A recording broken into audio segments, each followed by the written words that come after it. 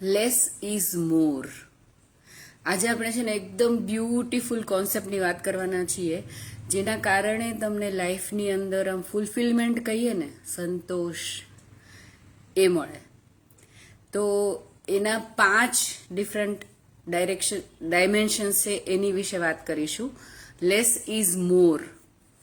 તો પહેલું કે જો આપણે છે ને બને એટલું ઓછું જોઈએ ને આંખોથી, તો that is actually better for your brains. આપણું આ જે બ્રેઇન છે ને, it was not meant to just look at this mobile screen. ખાલી મોબાઈલ સ્ક્રીન બનવા માટે નથી બનેલી આપણી આંખો, બરાબર ને? અને જે એમાં જે પ્રોસેસિંગ થાય, જ્યારે તમે મોબાઈલની ઉપર કશું જોતા હો અને તમે સ્વાઇપ કરો અને તમે જે તમારી આંખોથી જુઓ અને એટલું ફાસ્ટ જે દ્રશ્ય ચેન્જ થાય, એવું તો તમે જ્યારે પ્રકૃતિમાં જોશો ત્યારે ક્યારે પણ એટલું સ્પીડમાં કશું ચેન્જ નહીં થાય, બરાબર?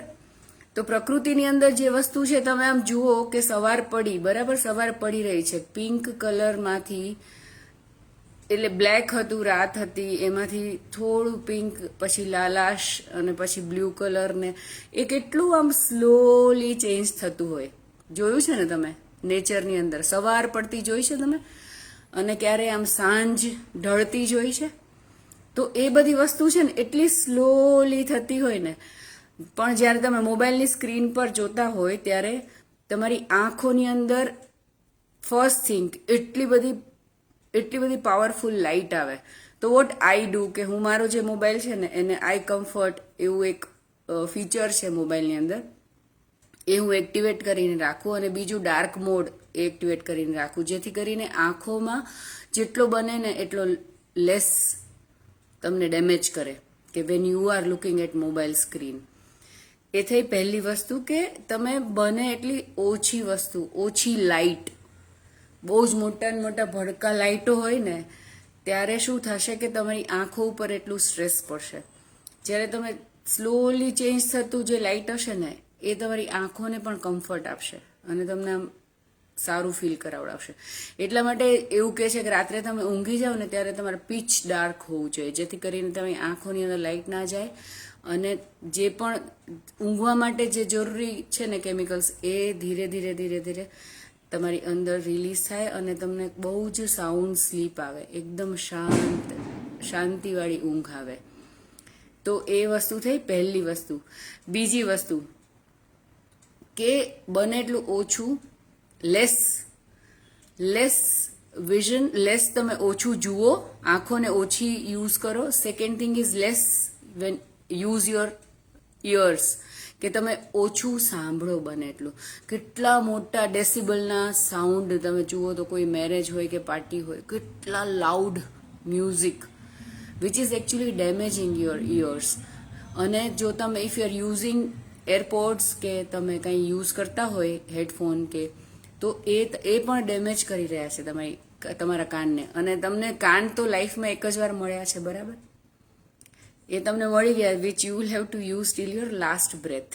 તમે જ્યારે છેલ્લો શ્વાસ લેશો ત્યાં સુધી આ જે કાન તમને મળ્યા છે એ જ યુઝ કરવાના છે.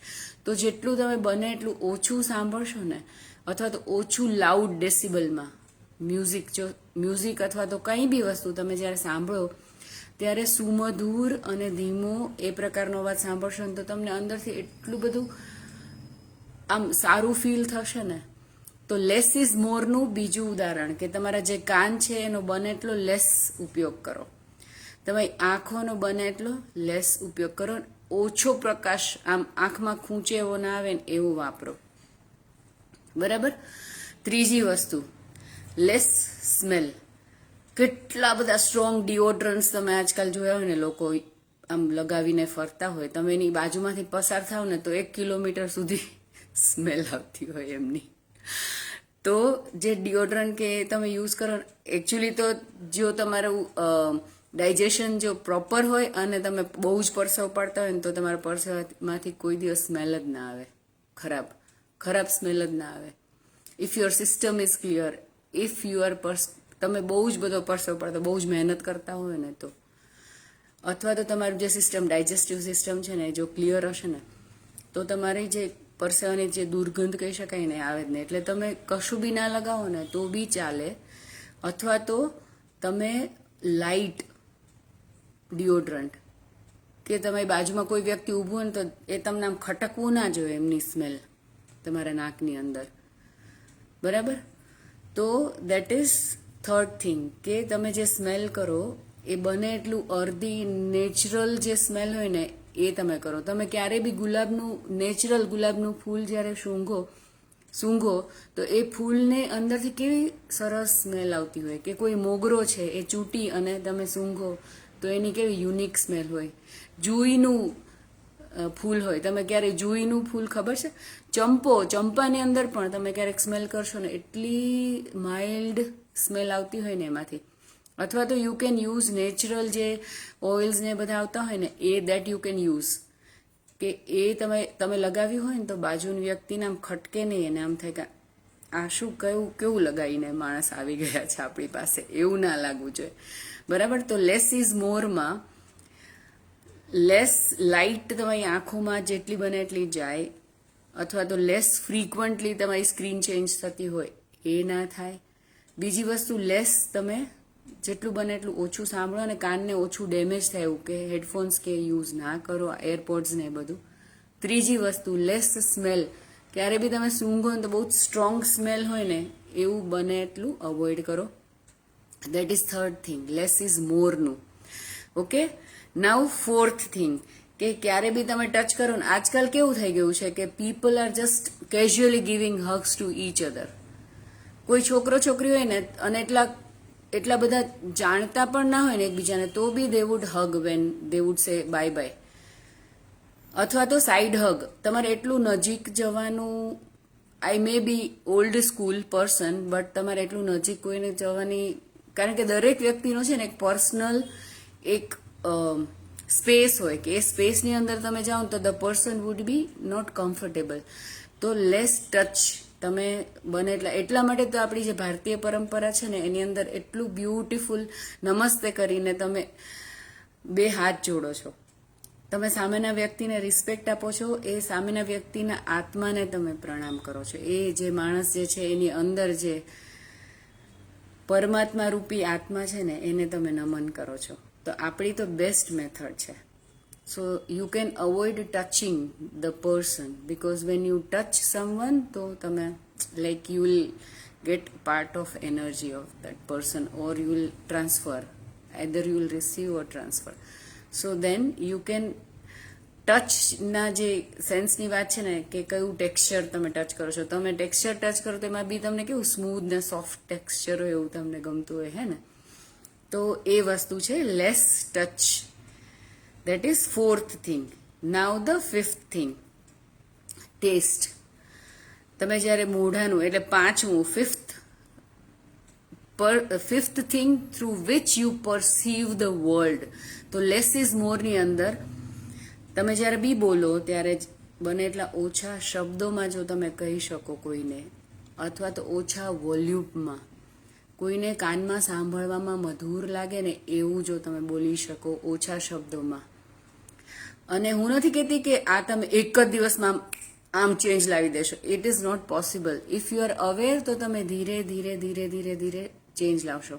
તમે જ્યારે કોઈ બી વ્યક્તિને સાંભળશો ને તો તમને કોઈક વાર એવું લાગે કે આનો કેટલો સરસ અવાજ છે, રૂપાની ઘંટડી જાણે આમ રણકતી ના હોય એવો વાત, તમને લાગે હું સાંભળ્યા જ રાખું. ત્યાં તો પછી કોઈક માણસ છે ને એટલું શાંતિથી વાત કરતું હોય ને તો એટલો સુધિંગ વોઇસ હોય ને કે તમને એમ થાય કે જાણે આપણે છે ને આમને સાંભળ્યા જ રાખીએ, આપણે પોતે શાંત થઈ જઈએ જ્યારે એ વ્યક્તિને સાંભળીએ ને. તો આમ ઉદ્વેગમાં અને એન્ઝાયટીમાં અને ટેન્શનમાં હોઈએ ને તો કોઈ એવા વ્યક્તિને સાંભળીએ ને તો આમ આપણને જાણે આમ કોઈ હૃદય ઉપર જાણે શીતળતાનો મલમ ના કરતું હોય એવું લાગે, અથવા તો આપણા કાનને આમ સાંભળવું ગમે કે સાંભળ્યા જ રાખીએ.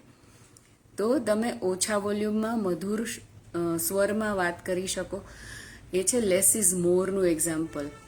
અને બીજું એક્ઝામ્પલ યોર ટેસ્ટ બર્ડ્સ, કે જ્યારે બી તમે કશી બી વસ્તુ ખાઓ ત્યારે આજકાલ તમે જોયું તો આમ જે રેસિપીઝ આવતી હોય ને એની અંદર તો એટલા હજારો, જાણે કે હજારો ઇન્ગ્રીડિયન્ટ્સ અંદર નાખીને એ લોકો બનાવતા હોય.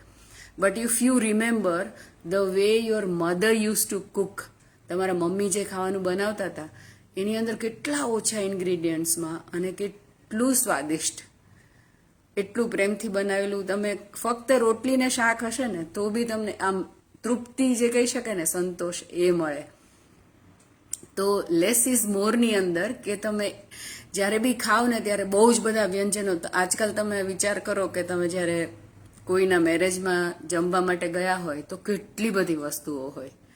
કોઈકને તો એડ્રેસ પૂછવું પડે કે ક્યાં મેક્સિકન મળે છે ને ક્યાં કોન્ટિનેન્ટલ ને ક્યાં ઇટાલિયન ફૂડ ને. એક સામટું બધું જ પેટની અંદર પધરાવાનું. પછી વિચાર કરો કે તમારા ડાયજેશનની શું હાલત થાય બીજા દિવસે.